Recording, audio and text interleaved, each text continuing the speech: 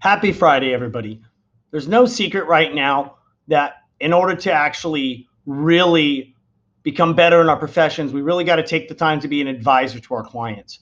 So here's a quick tip on how you guys can actually use a couple tools, and one thing that I use for my clients to help them educate them to really get and determine if a renter is truly better buying, and explain that to them in an actual tangible way. What you're going to see briefly here on the screen, and I'm just going to give you a quick 1-minute version of this, is basically on how I can do a rent versus buy calculation for a client that factors in everything. So for these assumptions, we're going to basically assume that somebody is currently paying about $23.50, for rent for a typical 4-bedroom, and that's on the conservative side. We're going to factor in about a 4.1% rental increase, which is the expected 4.1% annual increase in Riverside County.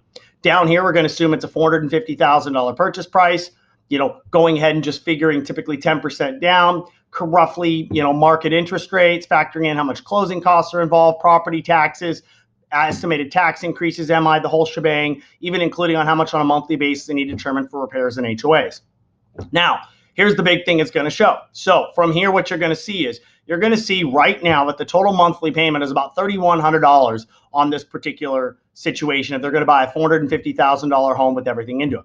Now, they're going to obviously be renting for only $2,300 in year one. Now, we're going to give them a 7-year out to kind of see what this is going to look like over the course of 7 years.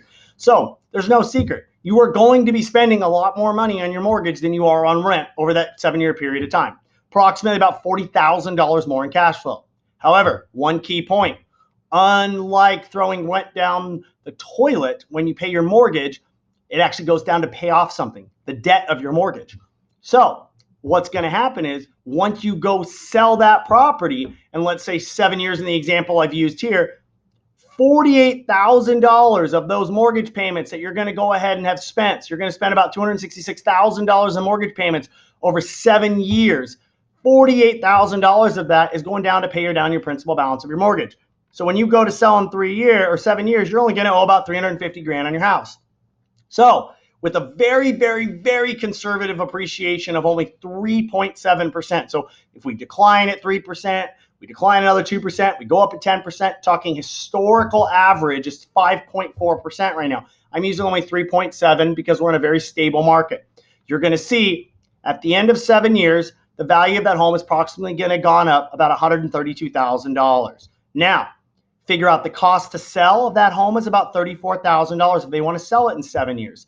Very conservative, using actual tax benefits based on that person's tax bracket. About $2,400 because of the additional standard deduction increase. We're going to see that it's not as quite as advantageous. It's not as big of a tax break as what a lot of people think. So breaking it down here, what you're going to see is how much in closing costs, how much they're going to spend more in rent versus buying, followed up with the 6% to sell. Then we're going to compare it to how much the house is appreciated in value, how much of those mortgage payments went to pay down that loan balance. So now you owe a lot less. You don't owe $405. Now you only owe about $350, and then the tax benefit. You factor all that numbers in, and it shows you based on the year that you sell how much ahead of time. So you can actually accurately tell your client if they're going to go and they're going to sell in 2 years, don't buy a home, rent. If they're going to sell in 3 years, you know what? Probably still rent. You're not going to really come out that much ahead. If you're going to keep it for 5 years, you're going to come out a pretty sizable advantage. So this is just one way that you can go from being just a salesperson to an actual advisor, and advise your clients on what is truly the right decision, and not just what many times you want to do, which is just close a deal to put a check in your pocketbook. Because with my clients, I'll do their loan now, or I'll do their loan in 7 years. I'll do it when it's best for them.